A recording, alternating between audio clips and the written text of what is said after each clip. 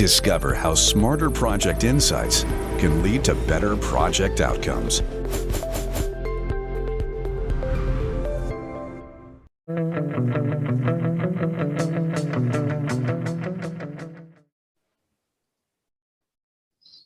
Hello, project people. Welcome back to a brand new episode of the Project Chatter podcast. It's always great to have you with us. If you haven't already done so, hit subscribe or follow on your favorite podcast player or YouTube. If you prefer to watch our friendly faces, you can. And leave us a rating. Have a chat, comment, leave your points there. We love to discuss online. And so do our two next guests. Before I do, who's Vale? Dale, how are you? And I heard you had a great episode or a session at the Project Controls Expo in London. How was it? Yeah, it was fantastic. It was good to meet people face to face again, Val. So big shout out to Aniel Godawale and all the team behind the expo. It was the 10th anniversary, a delayed one, but Wow. Yeah, it was great to see people face to face. And I actually want to share a quick story, if I may, just I guess 20 seconds.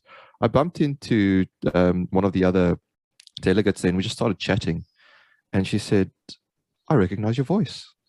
And she says, "Oh, are you on a podcast called Project Chatter?" And I was like, "Yeah, I am," which I was quite embarrassed by.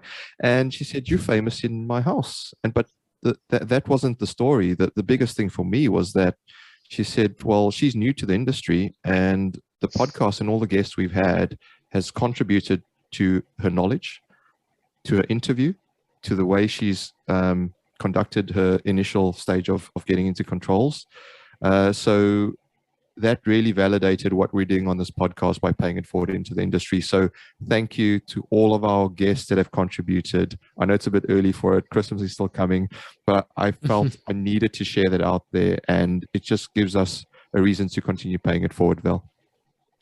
That's a great story and great feedback. And I'm sure our guests would appreciate it as well, that, we're getting out there. We're making a bit difference. We're making an impact, and we're not charging for it. And that's a really good, important point, is you can educate yourself, ladies and gentlemen. Now let's enjoy and encourage our guests to speak up today. We're joined by two guests today, which is great. Dr. Paul Giammalvo, apologies, and Yani Suratman. I am pleased to welcome you to the Project Chatter podcast. How are you guys today? Great. Good. Excellent. And look, I think, with regards to, just before we press record, we talked about a whole bunch of things, and this title tells it all, but it doesn't tell everything. And so right at the end of this podcast, I think we'll get into some detail and maybe even a little bit of controversy, which is always good and juicy. But look, today is about insight and educating our listeners. Paul, I might start with you because you have a very impressive mustache, much better than my own. And in honor of Movember, obviously there's a great cause that I'm raising this for. Otherwise, my wife would have me massive trouble. She doesn't like the mustaches. But might start with you about your project career. Where did you start? How did you fall into project management? Where were your kind of roots? Oh, I started out as a carpenter. I started out in the trades as a union carpenter, from apprentice to journeyman to master carpenter. And then I became a union contractor. So for 30 years, I was in the contracting side of it. So I have a lot of firsthand experience, which is why I have very little patience with some of the bullshit that's being perpetrated. In particular, you may find it interesting because I'm a really huge fan of earned value management, but not the way the military uses it. Okay, we use it quite differently, and we've had very good luck. We've got a PMO that we set up for Freeport, Indonesia, for their gold mine, and they documented savings of $45 million over a 4-year period using it. So we don't have too many PMOs that are successful, especially in owner organizations. Okay, and there's even fewer that are able to document how much money they saved. So we've got one of the very few really big success stories that I've ever heard about. Yeah, brilliant, Paul. And yeah, it's great to hear from you coming from the tools as well. So that'll be an interesting insight. And Yani, yourself, how did you get into projects, and what's your backstory? Well, my background is actually hotel management. So I know Dr. Paul 2 years before we worked together. So I mean, work together as a team. We both worked together for one of the minister conglomerate guy, you know, in the same company, but in different project. And every day he actually asks my manager if he can borrow me, borrow, he got help, you know, because his team is totally disaster, you know. So, and I help him, but then, you know, about 6 months later, I moved to different company, and he also moved to different company, and he started to basically ask me if I will able to help him join him and do the sales and marketing. I was sales and marketing since I was 7 years old, you know, because my mother have a homemade ice cream and that kind of stuff. So I entrepreneur since I was really small. And then we work together. We have successfully, I hit the huge contract, Nokia all over the world, Ericsson. I mean, you name it, you know, we like go crazy. And then first time I'm traveling in New York, I met with the owner of this company, and I'm saying, look, I'm going to quit. I think I have enough money to start my own company. But before I asked him, will be joining with me, you know, like I will totally set up differently, no salary for us, only all based on commission.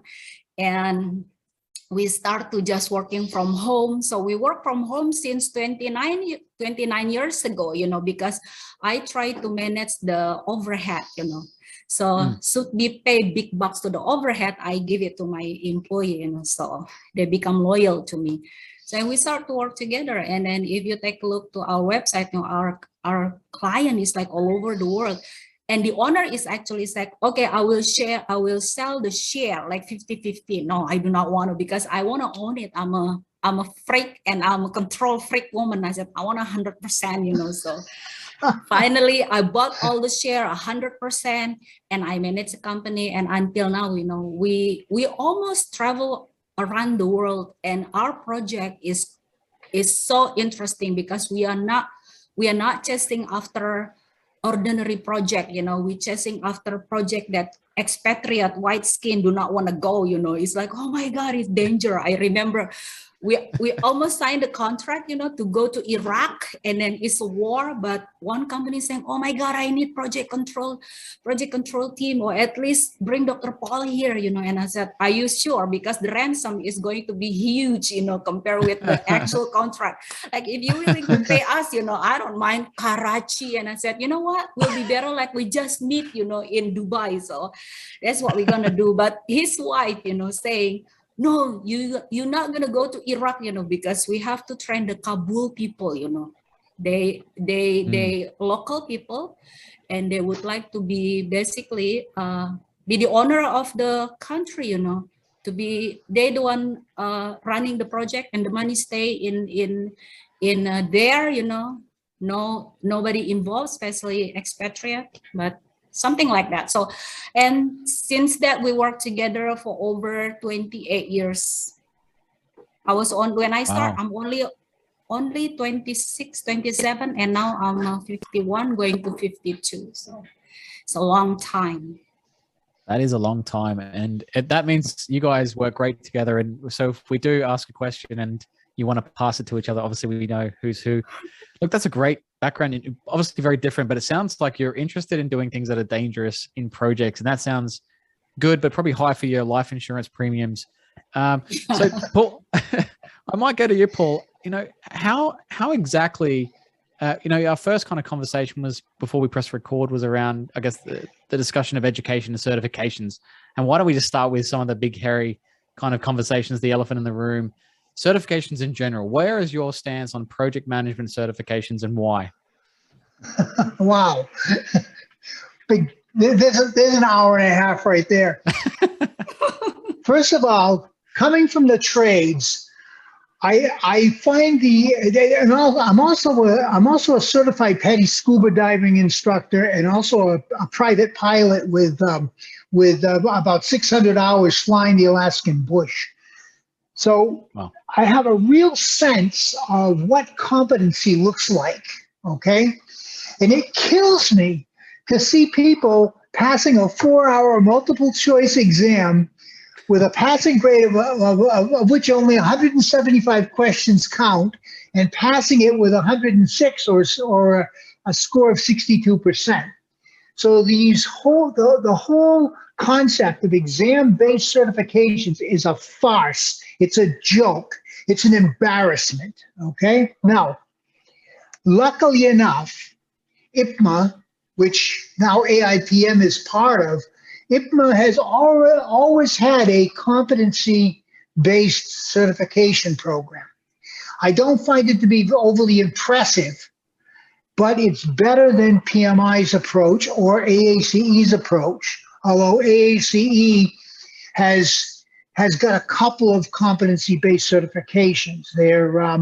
Their claims requires competency, and some of their risk requires competency, the top one, the DRMP. But most of these certifications are junk, an embarrassment. They're nothing more than cash cows. And PMI's got what $600 million in liquid assets. So it's certainly been profitable for them. And I'll be honest with you, we've made literally millions of dollars training people for the PMP. Yeah, but not for 3 days or 5 days. No. We do 90-day programs for the PMP, and so we've always stuck by our guns. And basically, everything I do, all of the training I design and deliver, is based on my experience in the trades. And learning to be a pilot, or teaching people to be scuba divers, and teaching them competency, not how to pass exams. Dr. Paul, sorry, I'm interrupt. In your class, you basically teaching two, I don't know what you call teaching two-way, One is teach them best practicing, and then teaching also how to pass the exam, But you tell the truth, like the guidebook, this guidebook is not really fit for you. In real life, this is what you have to do. But in order to pass the exam, this is what you have to do. And when you open and sign the contract, for that market, you have to really work hard, because everyone in the market, selling for 5 days, 3 days, and then poof, pass the exam, because they memorize what they have to answer. But at the end, they do not know how to run the project. So, and because I'm a sales, because I'm a marketing, because I'm a contract, so I basically explaining to them first, before we get into really further plan for them, what is the plan? You want your people able to run the project, or you want your people pass the exam? Because if you come to us, your people only want to pass the exam, then we're not the right company. So basically that's what the program run. No, there's some really good points there, and I love the passion already. I can see it through the screen. And if you're not watching the video, maybe you should. But Paul and Yani, I've got another question just to back that up. I always ask almost every episode, don't I, Dale? The definition. So let's set a baseline for our listeners around what exactly is competency-based education. What does that mean to you? Okay, let's see. How can I do this best? We've got a slide on that. We go through it. Do you mind can I share my screen? Sure, go for it. Yeah, I don't mind. Okay, and now I'm going to have to open up a slides here. For those folks listening, you're going to have to watch now and have a look at the slide. Yeah. But I think some good points you raised while you're bringing that up there, Paul. I'll just add that you're right. I think the model for some of these certifications and the competition means that they have to be cheaper, faster, quicker, easier to access, lower score rates, so higher outturn and a bigger success. So something around the cost model doesn't really work with competency-based, and I think that's one of the issues. And then the other issues, I think, is there's a lot of saturation, so people don't know which way to go. And sometimes they're pushed into that by a friend, or maybe a company prefers a certain supplier, rather than thinking about the outcome of what does that provide the individual rather than what it provides the company. They're very interesting points, but I know Dal will get in here in a sec. I will in a sec as well, just while Paul's still getting the presentation up. But right here. You got it, Paul? Yeah, I got it. Okay, can you see it? No, not No, yet. But not what we'll yet. do, Val, is while Paul's sharing that for the viewers, we'll try and sum up for those on audio as well at the end of it, if it's not too clear as to what it's covering. But yeah, I tend to agree with a lot of it where, as you say, even if there is some value in the certifications out there, those short courses, the application of those is really Yeah. difficult to put a value on, because as soon as someone gives you their CV and you're looking at CVs and you go, oh, I've done this training, you're like, well, what does that actually really mean? So there we go, it's showing now. Hey. So, Okay. back to you, Paul. All right. This is from our normal presentation. Okay.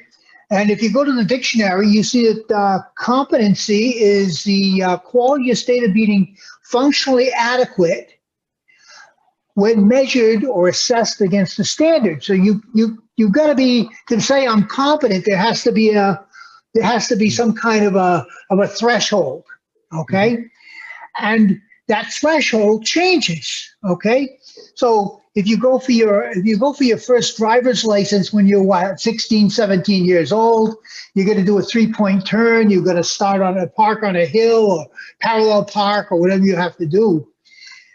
But that's not the same as becoming a commercial truck driver. So this implies certain levels of competency. Okay.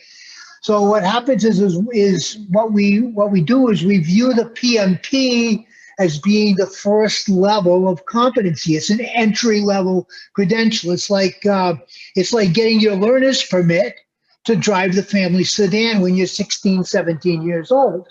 Okay, it's a start. Okay, but it's certainly not a professional level credential by any stretch of the imagination. Same thing with flying a plane. We use a lot of flying analogies because there's very good steps there. You start out with a little Cessna 172 or something, and you get your private pilot's license. I don't know, maybe 40 hours, 50 hours worth of flying, and you can get your pilot's license. But you can only fly under IFR conditions. You can't fly in bad weather. Blah blah blah blah blah blah blah. Okay, but then, by the time you get up to becoming a 747 pilot or an Airbus 380 pilot for, say, Singapore Air, you've got literally 15,000 hours worth of experience. And that's the same thing in project management. It takes roughly 15,000 hours before you are a competent project manager that can do a job like the Burj Khalifa or some of these big projects. So what happens is anybody that's only in their 20s or 30s that's doing a large project is probably not competent for it, not qualified to do it. Yeah. Okay, they simply don't have enough experience. That's why in construction, you very rarely see a project manager on any size project that's younger than, say, 45 or 50 years old. And many of them are in their 60s before they get to do a really major project.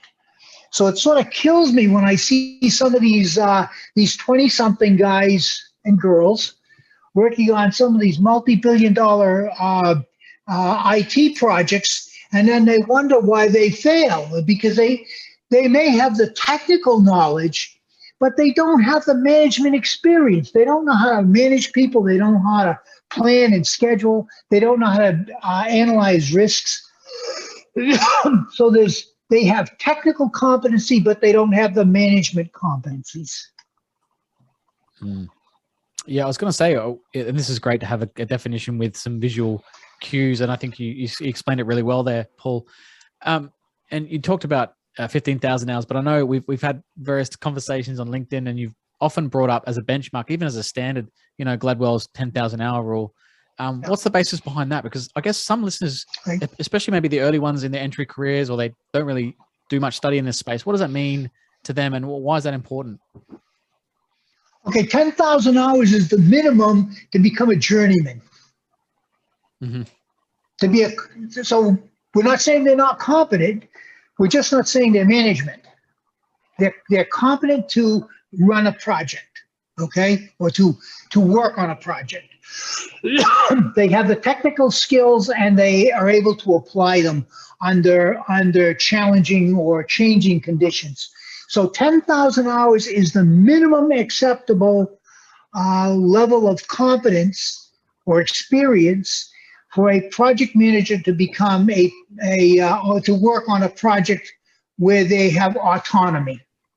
Okay, anything less than 10,000 hours of experience, and that includes degree plus 4 or 5 years experience. Okay, so again, going back to the trades, normally for a construction manager today, you'll have a 4-year degree.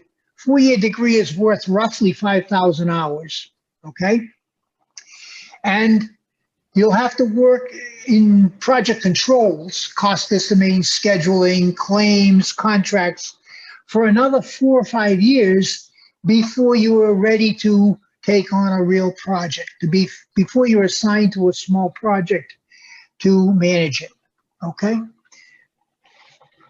Oh, there's one other thing I wanted to cover here. There's the second part of this is competency is characterized by appropriate and sufficient aptitude plus attitude, plus skills, plus strength, plus knowledge. So it's a multi-dimensional construct, okay? You can have the smartest person in the world, and if they don't have the aptitude for it, then they're going to go nowhere. I mean, Yani's got a degree in hotel management. She is without a doubt the best project manager that I've ever seen. Way better project manager than I am, okay? You say that because you ask increase salary, Dr. Paul. Yeah. Oh, your per day. We have there we go. That's it. Busted. No, it doesn't work it doesn't work like that. No, she is. She's detail oriented. That's another thing. I've got no use for MBA types. Big picture thinkers don't make good project managers. Uh-oh. The project managers that I've seen that are most successful are absolutely anal about sweating every detail. Okay? Okay. They check the details and then they check them again and then they check them again. Because something's gonna bite you in the ass for sure. So yeah, Yani is a control freak. And there are many times that we've all thanked her very much because she's picked up details that could be fatal. Okay. That's fantastic. It's interesting you bring that up because Val and I have previously spoken around some of the best project directors we've worked with actually come from the control space. And as you know, controls looks quite heavily in the detail. Yeah. And then you get some that come from other routes into project management up to the project director, and they don't actually understand what the data is telling them. They think they do, or they call it, just something that's academic and doesn't mean anything. And so they disregard it and treat it as a box ticking exercise where actually it can be a very, very valuable aid. I guess I'll sort of push back a little bit. I think the big picture, there is a value in having the big picture view on things. I think as you bring forward the multidimensional view. So I agree with you, detail is incredibly important. But I don't think there's a point in purely having the detail and not having the full big picture view as well. So I think there's certain value as well in having both. I mean, we've previously spoken about, fusion skills and having various types of depth of knowledge in certain aspects, but also having that breadth as well. So my personal view is I think both have its place. And we've previously spoken about having sort of a tool belt or toolkit and using the right skill set for the right moment. And if you're required to be more strategic, you can use that. And if you're required to get into detail, you can do that as well. Yeah. But the key element I think I pick up from you there, Paul and Yani, as you go through that, is that, you spoke about the thresholds moving, as time passes because things change and, things change, yet they don't as well. But I think the thing that is constant is that we should be continuously learning. That's the point. Right? Whilst the concepts exactly, perhaps the concepts and the foundational learning that we have remains largely the same, the subject matter the complexity of things changes with technology, with how we advance in projects as well. So the other point I wanted to touch on as well is around your 10,000 or 15,000 hours. And we've previously spoken around, either the Tiger Woods or the Roger Federer effect, where, is that 10,000 hours of doing the same thing over and over, a la Tiger Woods, where you're hitting, the same shot over and over to practice your golf swing, or if it's a Roger Federer going, I'm going to, go on the skateboard, and I'm going to go skiing, and I'm going to do cricket and rugby and football, and I'm going to be the best tennis player in the world.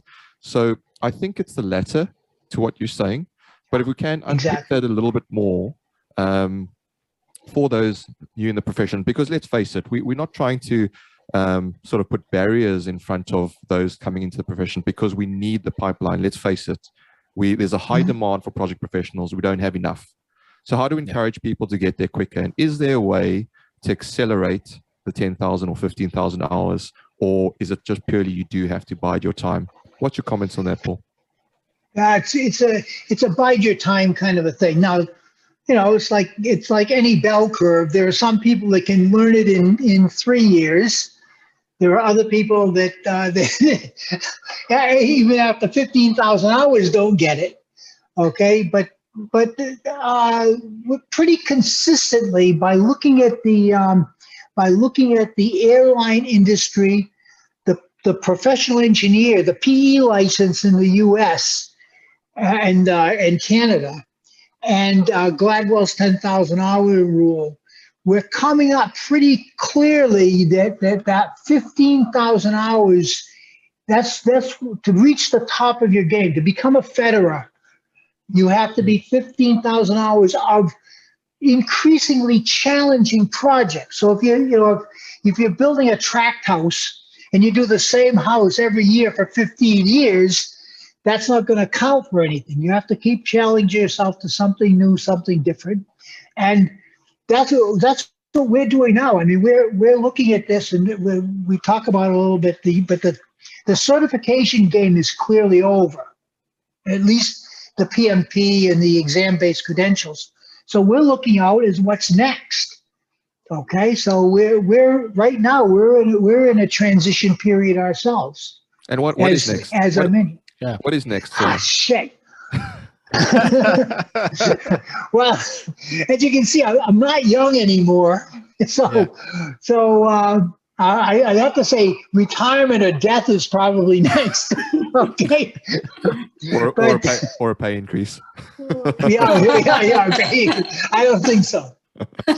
So what happened is this is why we're experimenting around with podcasts right now.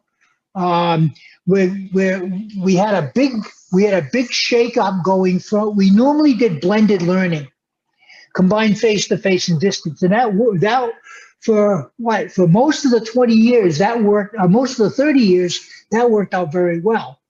But when COVID came along, everything was pure online, so we had to adapt all of our coursework for pure distance learning.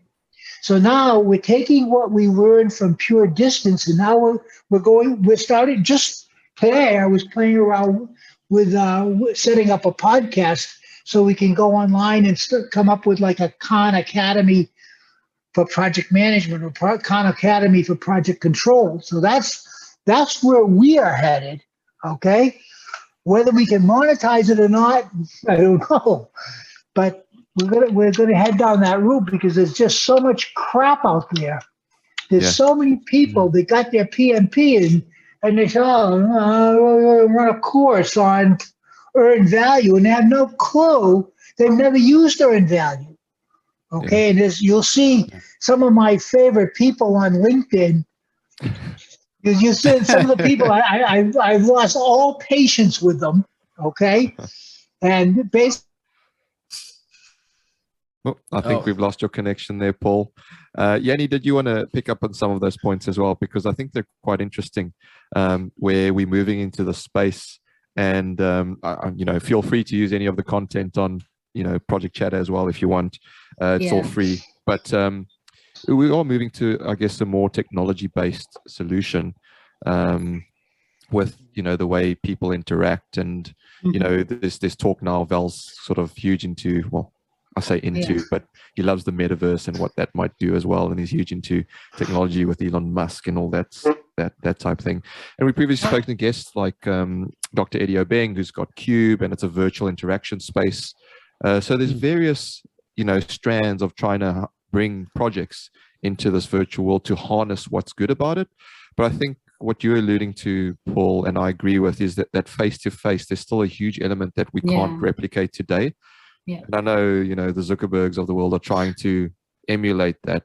I just don't know if we'll be able to really replace that. Yani, what's your thoughts on that? Not in my opinion. I think the face-to-face is really mandatory, I mean, not full time. I'm gonna bring up the issue, but the online, because the COVID-19, when the COVID-19 hit, we're not really shocking, because we done part of the what during COVID-19 basically impact. We have that blended learning. The blended learning is actually takes 6 months, so it's not shocking for us, but we still cannot figure out how can we replace the face-to-face, because the interaction, between our client, his student, and sometimes I'm joining the first meeting, I think it's the most important, because if you have to go to site, and check, drone is not enough. In my opinion, we did it, yes, we got the result, but I think the outcomes, is way much better, to see physically and face to face, because the body language, a bit difficult with our program, do the pure online, and only for certain people can able to follow our course, because they're basically 100% independent. And majority, in any culture, in any country, if your management force them to join our course, that is set up for failure. So that's if I come to the client, we actually, if they would like to training, we do consultancy basically, for like 5 days, 3 days. And then we're explaining to them, look, we have a program like training kind of things, or you basically, will be able to manage this project, using your own people, because Dr. Paul will not last long, for over 6 months. He pull his hair, he will ask me like, let me out of here, 6 months is done, 6 months is done. So, and I say, you gotta be ready or not, 6 months, that should be done, But soon as the client said, okay, I'm gonna standing like 30 people, and I said, well, it's not going to be 30 people. We're going to basically filter them. We're gonna do interview. We will do the test. Out of 30 people, probably is only 10 people, to be in the class. And then who do you care? We pay. That's the problem. If you pay big bucks and then you will review us, the program is fail, and you already pay us big bucks. I do not want to, So we only basically taking people who hungry and motivated to learn, because this is pretty much independent, It's not because my boss asked me to sit in this class and then he's play nothing and then like boring, because it's because they do not want to learn, They had enough with that salary, especially one particular culture I do not want to mention, but you probably know, the richer, and then they got oil, they got the first contract, the first list, they say, oh, the training should be done by 2 o'clock. Huh? In your dream, the training will be done probably if 5 o'clock, they'll be happy, like, no, regardless done or not, we're gonna be done by 2 o'clock. Okay, 2 o'clock, but I'm going to change the contract. You have to sign it, I'm saying, because if they're complaining, oh my goodness, look at this. Your people cannot do this earn value thing because we only work until 9 to 2, and then they sign it. That's it.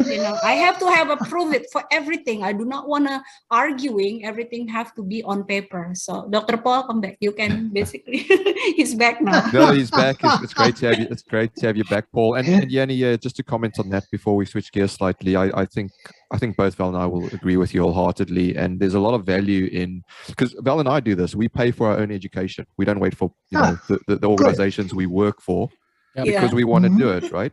Yeah. And there's a certain value in doing it yourself. Whereas if you wait for your company to pay, or if you wait for them to offer it to you, you're not fully bought into it, right? Yeah. So we fund our own education. So I think those listening, if you want to really motivate yourself and pick up the full breadth of knowledge that institutions, whichever one it is, whichever course you're signing up to, put your own money behind it, because you've got more skin in the game, right? It just adds that extra. Absolutely. Yeah. So, but like I say, I do want to switch gears slightly, because we do have quite a few topics to get through, and benchmarking was kind of the next big one. And I guess my question on benchmarking before I hand to Val around it is, how do we know which benchmarking to trust? Because there's so many various studies and theories and benchmarks out there, and as we say, things are changing all the time. Val says, I say it every episode, so I'll say it again. A project is a unique endeavor with a definite start and definite end. So how can you possibly benchmark? There's certain elements perhaps in construction, but as we get into larger and larger technology projects, how do we benchmark those? Because 10,000 lines of code is not the same as 10,000 lines of code, where perhaps a 10-meter wall is the same as a 10-meter wall. So I get that for the built environment, where we can kind of, benchmark to a certain extent, but even that is developing. But particularly for these larger, complex software projects and that is very much, I think, where the world is going, particularly with, the whole focus on the environment and climate change, and where we're looking to, sort of reuse rather than sort of, add, because that contributes to pollution as well. So I wonder, Paul, if I come to you first, just on your comments around benchmarking. Yeah, there's results. Okay, we're going back to the driver's license example. Okay, there's the standards. There's the 3-point turn, parking on a hill, parallel parking, whatever it is. You have to decide what are acceptable results. So even if you're a doctor, there are certain results that you're not going to get your medical license if you can't sew up a wound that you just made. Okay, so the key is to decide what is an acceptable output, and you measure the outputs. The term I use is I forget who it was, but who said it. But the proof of the pudding is in the eating. Yep. Okay, now I know it's a British author from a long time ago. Okay, so the key is you like alpha test, beta test. I'm not that big on the software terminology, but we just did a website. Okay, we told the guy what we wanted, and we told him, we said, this is what we want for the end result. Now I have no clue how the hell he gets there, and quite frankly, I don't care how he gets there. That's why we're outsourcing it. All I want to see is when you're done, this is what I want to see. I want to see something that looks like this. I want to see something that does this.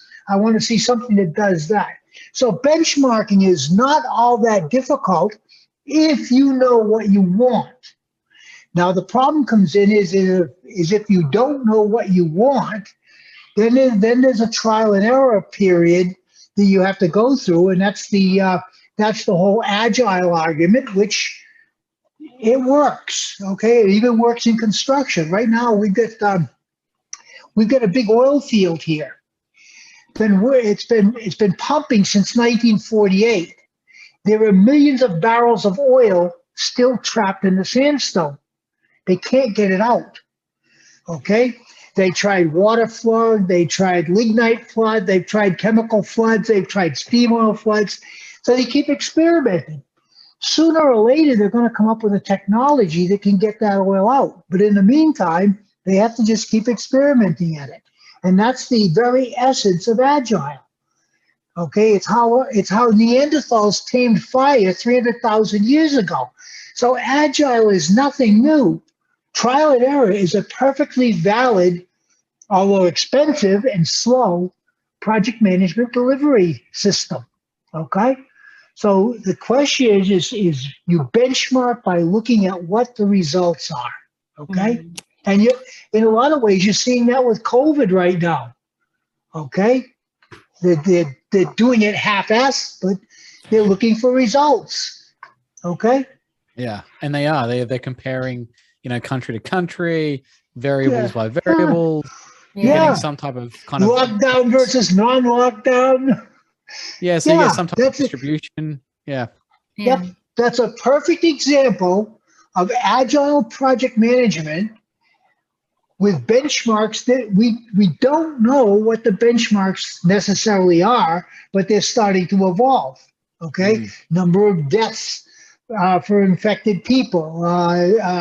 Is masks working or masks not working? You benchmark using results. And that's a really good example, actually, because it's one that's on the world stage and everyone's got access to the data, whether the data is right or wrong. And this comes down to the challenge here now, and this is probably a really good example, Paul and Yani, is how do you trust the data? Back to Dale's point before, is some of the data and the expression of data and the quality of it to benchmark is in some way biased, dependent on the environment. So it could be a misdiagnosed death in a hospital, could be someone does the wrong test and someone is tested positive, but is really it's a double negative or a double positive, something like that.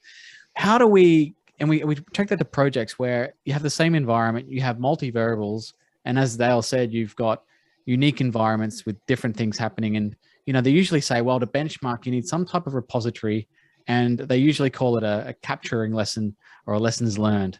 Now, lessons learned is an interesting one. We've had a lot of different views on lessons learned and knowledge management in general. And not everyone agrees on this podcast, believe it or not, Paul. And I would love to hear your view. I think sometimes it's about how do we take information from this project and carry it forward, or from this sector or industry and carry it forward. Because the idea is a benchmark is to help us improve, right? The idea of results is that we can compare the results and see, are we doing worse or are we doing better? Or are we doing the same? Where are we on this plateau thing? Where are we on this platform? And so it's a bit of a gauge, isn't it? It's to tell you whether, you use the airport or as a pilot, you said, you kind of want to make sure you're lined up with the horizon. You don't want to be heading towards the earth. You don't want to be heading towards the sky. You kind of want to be balanced. And I think a lot of projects are struggling because they can't really see where the horizon is. It's like, okay, where are we exactly? And we get a lot of requests as consultants, as you would know as well. What is benchmarking and what is best practice? Because that's also kind of a low-flying fruit that a lot of consultants promise. So we'll give you best practice. We know the benchmarks. It won't cost you much, a couple of $1 million. What is that to you? So how do we get past all this fog and provide something, as you said in before we press record, factual within the data of benchmarking? Well, let's see. The first part of it is I thought PMI was on the right track when they changed the PMBOK Guide 7th edition to principle-based. The problem was Nada Rad picked the wrong benchmarks, the wrong principles.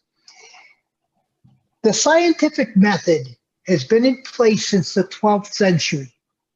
The scientific method has produced hundreds of thousands of new products and services over the past 900 years, okay? So what I was hoping and what I recommended is all they need to do is go look at the 5 principles of the scientific method and apply those. And that means there are experiments. We find out the results of the experiments, and then that's how we cut through the fog. And if one experiment doesn't work, we try another one. That's why I'm a big fan of Trump, but he screwed up on pushing this vaccine because he cut out all the tests on it. So what happens is here we have vaccines that haven't been tested. I don't know. You guys are too young to remember thalidomide, But that was a horror show because they didn't do enough testing on the drug before they released it. Okay, and I'm scared shitless right now that when you start doing recombinant RNA, when you start messing with genetic engineering, it's okay. You get shots, your wife gets shots, they modify your genetics. What happens when you have a kid?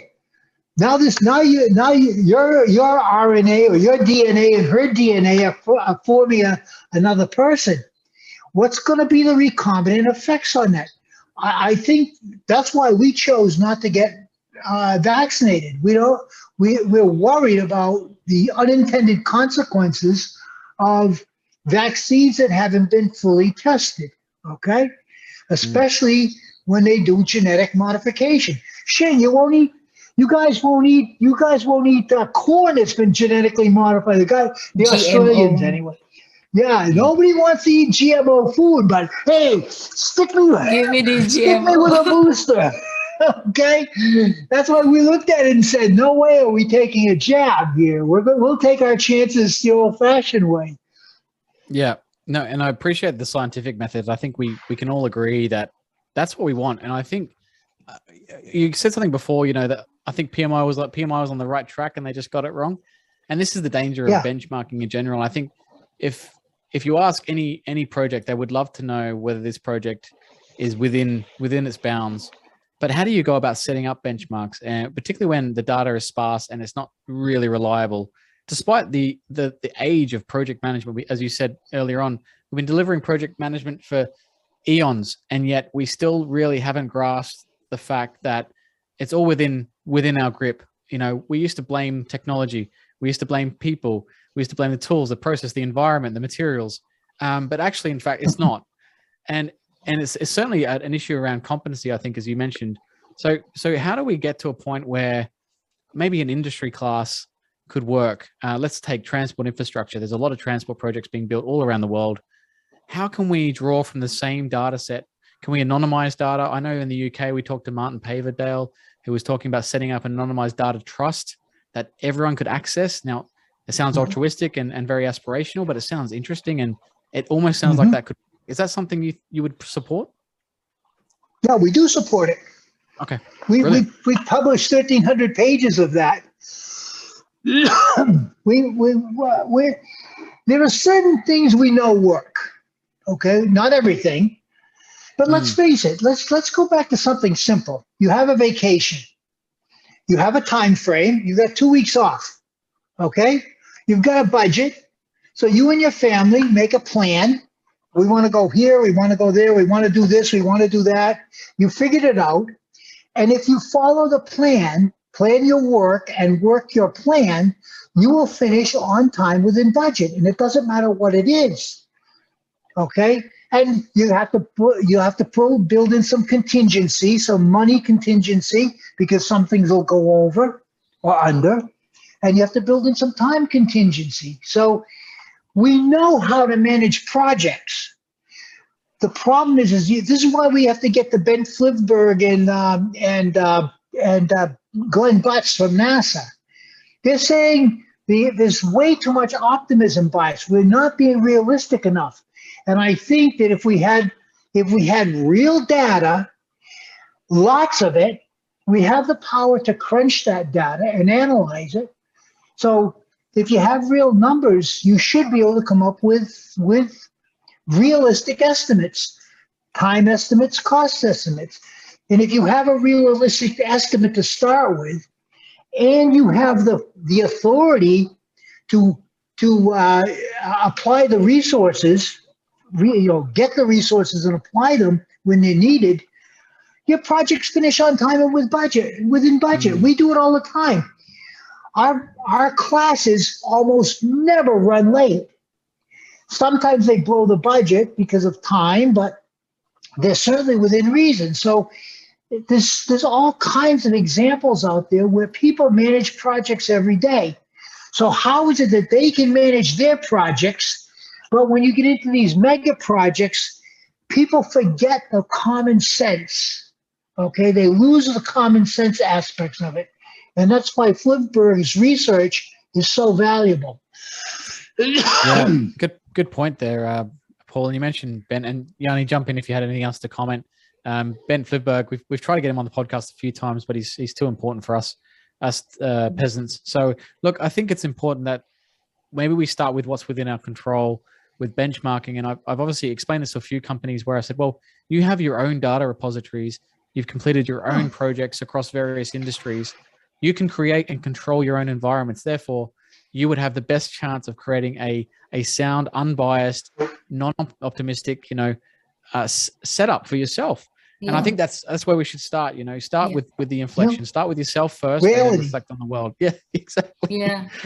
Well, this comes back to Dale's comment earlier about the big picture thinkers. The real problems we see is these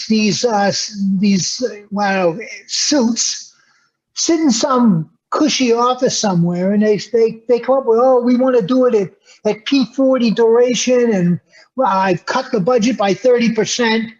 So they're creating failure right from the get-go. Okay, the best example is Biden's fiasco in withdrawing from Afghanistan. He had an artificial time. He had a time frame that was unrealistic, and the best project managers in the world couldn't execute that. Okay, so they set the project up for failure from the beginning.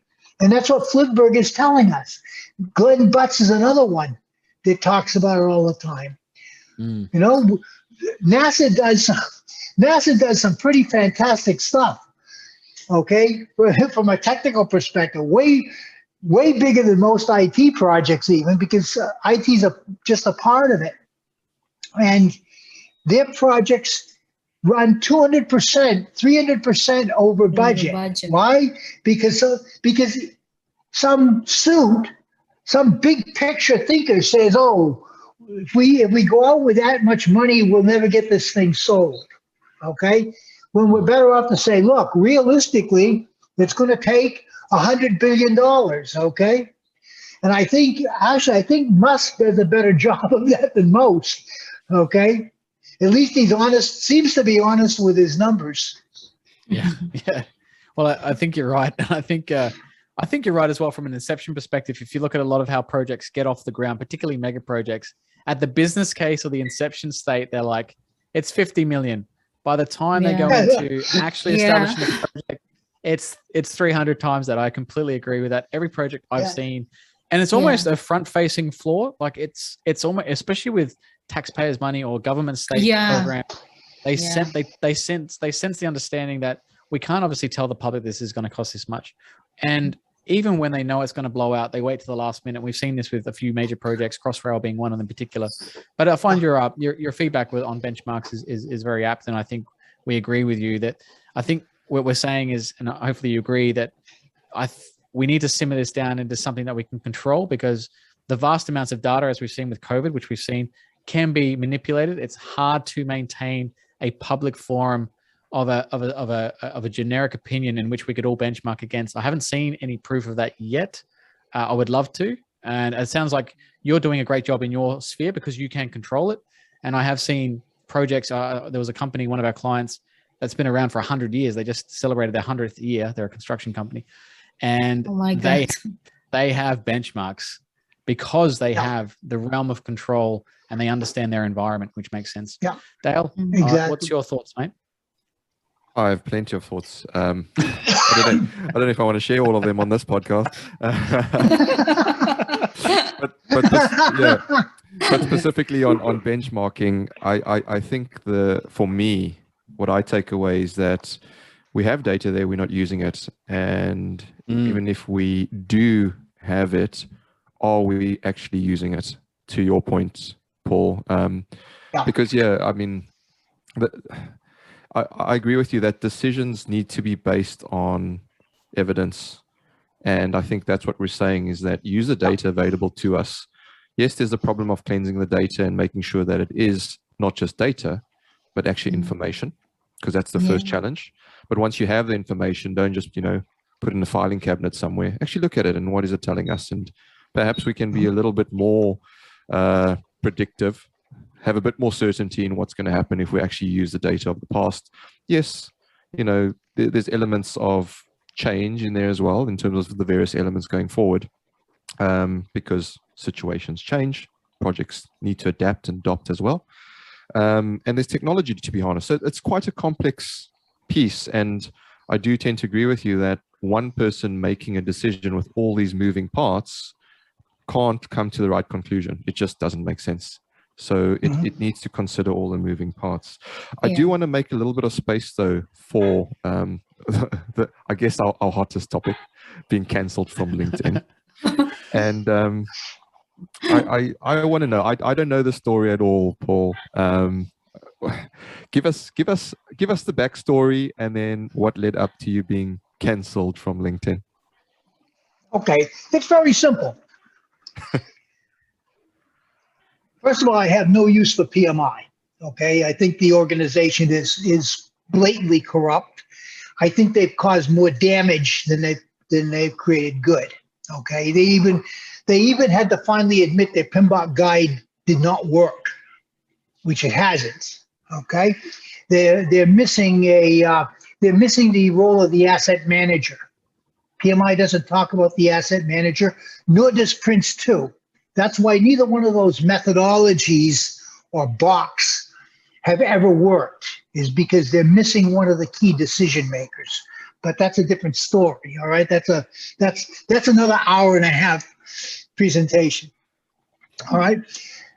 So what happened is, let's see. Let me share my screen again. Well, the question is very simple. Just tell him how you got canceled by LinkedIn, because you say something about PMI. Yeah, well, I'm going to show them what I said. Here's what happened. Right. Let me start out with this one. First of all, Lee Lambert, who is one of the founders of the PMP, okay, went on LinkedIn and posted the truth about it. Okay. All right. And he said the PMP was never designed to be a competency-based credential. It was only designed so that the people joining a project team from functional departments could speak the language. That was the intent of it. If you look at PMI's advertising today, right now, it says that the PMP is a gold standard, and that standard measures competency. It's a lie. It's a blatant, flat-out lie, okay? It's against U.S. law, and it's against PMI's code of ethics, okay? Now, I had the temerity, the stupidity, maybe you could say, to actually bring this up to people's attention, and I was posting it almost every day, okay? Because this information needed to be made public, okay? There's another one. Theophanis Geodis published some data on the PMP. Let me show you that little doll. Let's see. Loving this. So for those that are listening, we're just going through I'll send these to you. Yeah, we'll put it on the show notes for sure. But for those listening as well, they should probably check out this in long form on YouTube as well. Yeah, and Dr. Paul, and you wait. Let me take care of this. Let me get this up. It's important. Repost, and people got threatened, because a lot of people, can be bankrupt, for his opinion. Why is that? Explain that, Yani. A lot of people complaining to LinkedIn. He said let me finish the story. He will tell this story, but you missed the step. So here's what. Whoops, where'd it go here? I had it. Slow down. There we go. Can you see that? Slow down. Can you see that? Yeah, the PMP's worldwide chart. Yep. Oh my God. Okay. Theophanis Geodis published this. He's president of the PMI Greece chapter. He published this year-on-year growth what I did was I took the Excel best fit curve feature and I showed that the PMP is a dying credential. Okay, and this is based on their data, not my data. This is based on their published data. What does it show? And there was one just to explain. Sorry, Paul, just to explain that. Okay. What is it showing here? Okay, the yellow lines show the year-on-year growth. The year-on-year growth of the PMP year on year. Okay. Certification. Gotcha. I used Excel's best fit curve, and this is what it looks like. The PMP is dying. Okay. Quickly.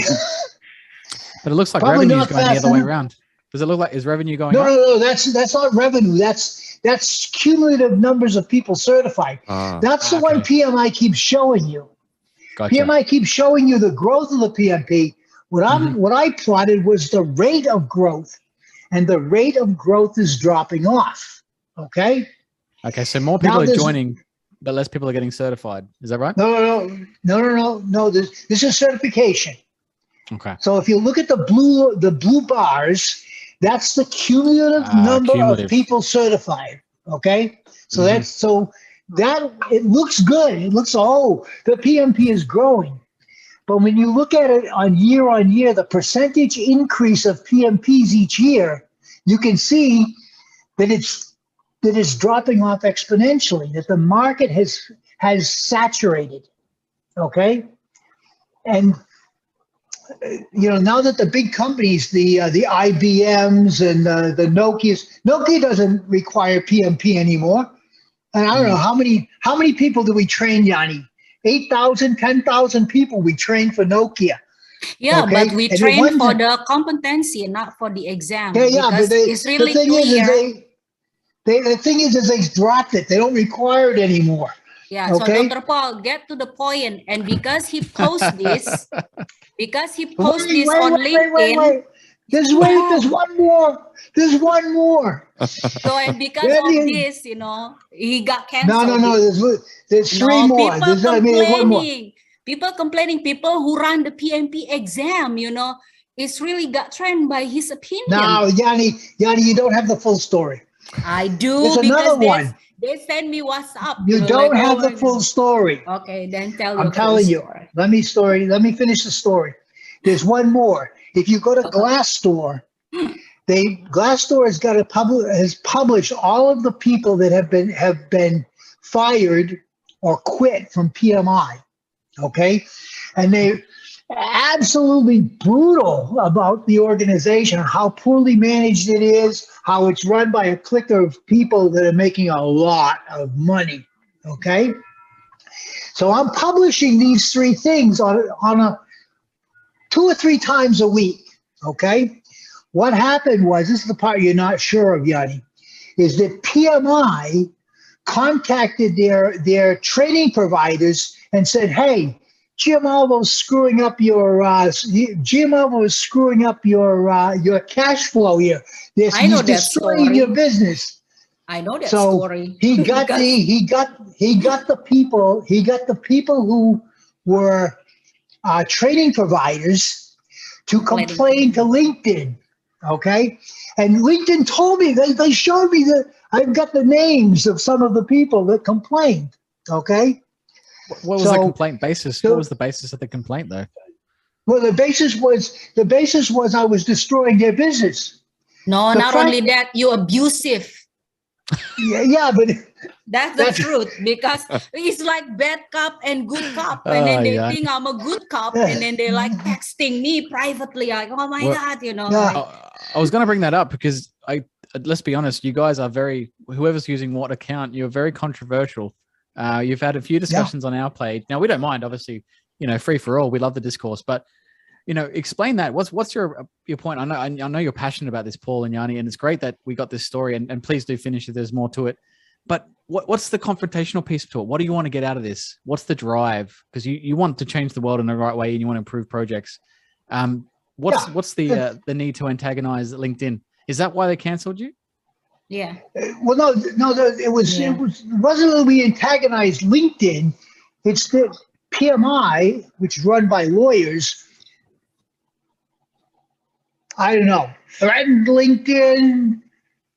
What LinkedIn said, What whatever he posted is inappropriate, you know. Yeah, To it is me, violation of my terms violation. of But service. to me, you know, what is inappropriate? People can say whatever they want, you know. It's like the song, like, you don't owe me, like, I can tell whatever I want. I can, you know, it's a free world, you know. People who believe, they will bias in. People who do not believe, hey, if you insecure, meaning your program is really bad, you know. Because for me, you know, when I sign a contract, money is not the only one consideration, the result and the outcomes. So I can tell to my other client, I have successfully programmed for such and such a client, you know. And when the client is very difficult, I said, go find to other competitive, because, you know, I am not impatient also, because at the end of the day, you know, when they're complaining about my program, you know, I said, your boss asked you to be here,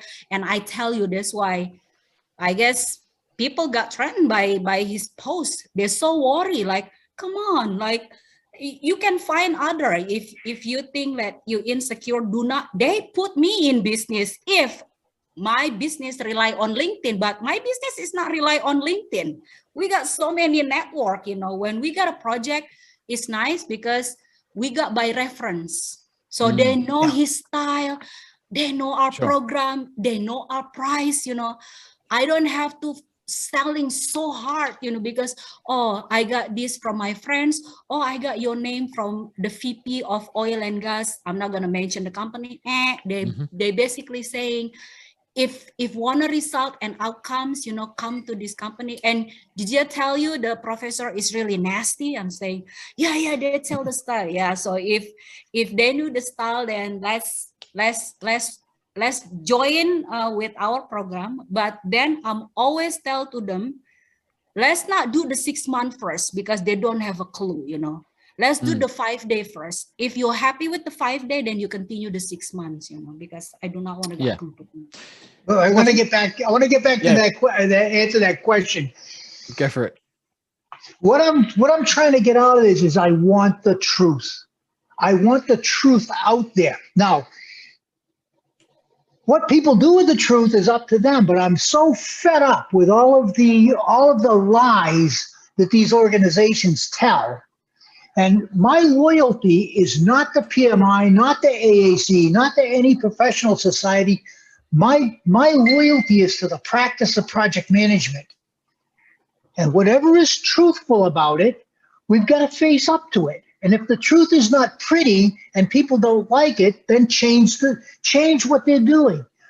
So I think the key is here, like many I don't know, say American conservatives is that we got to get the truth out there.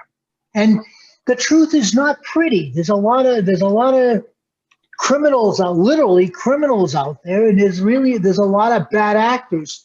There's a lot of snake oil salesmen and women, and we've got to call them out. Because if we don't call them out and we start to go to artificial intelligence and we start to automate a broken system, we're never going to fix things. Agree. That's why I have issues. This is tea. This is tea, not whiskey. Well, this is whiskey, so there we go. Look, I think there's some great points there, and I'm not sure what LinkedIn's personal reasons are or professional reasons are. Maybe it is.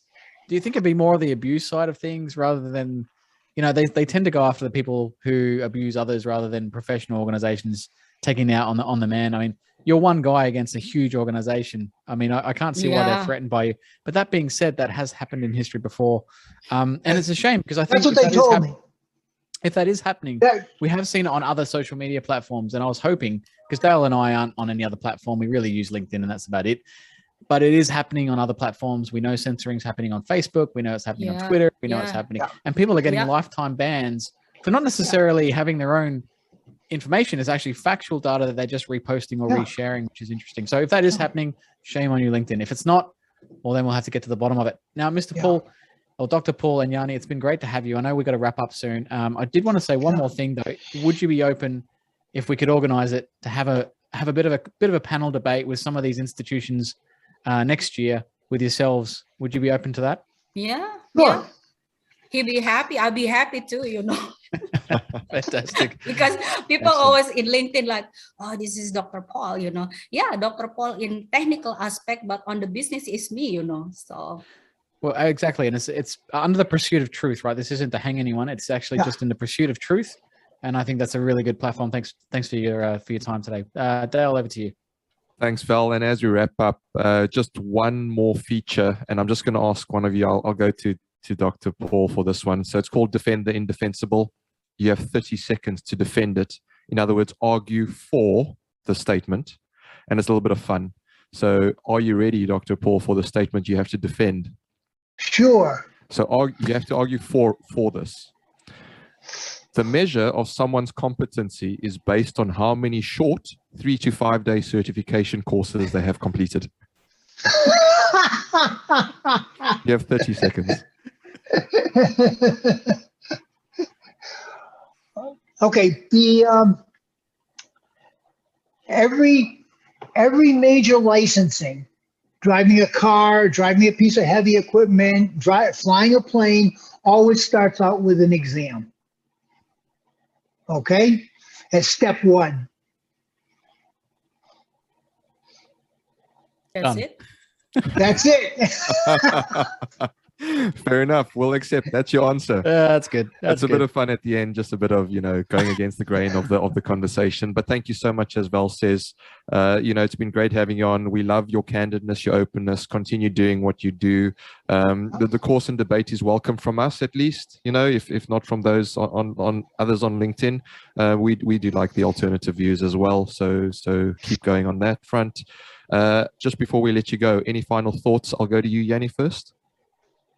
No, I guess I don't have anything. This is fun, and thank you so much for having us, And now I hope people know the relation between him and I, why people always think like, oh my God, someone using your LinkedIn. Yeah, I'm the one writing actually. So fantastic. You are a real person. So there we go. Yes.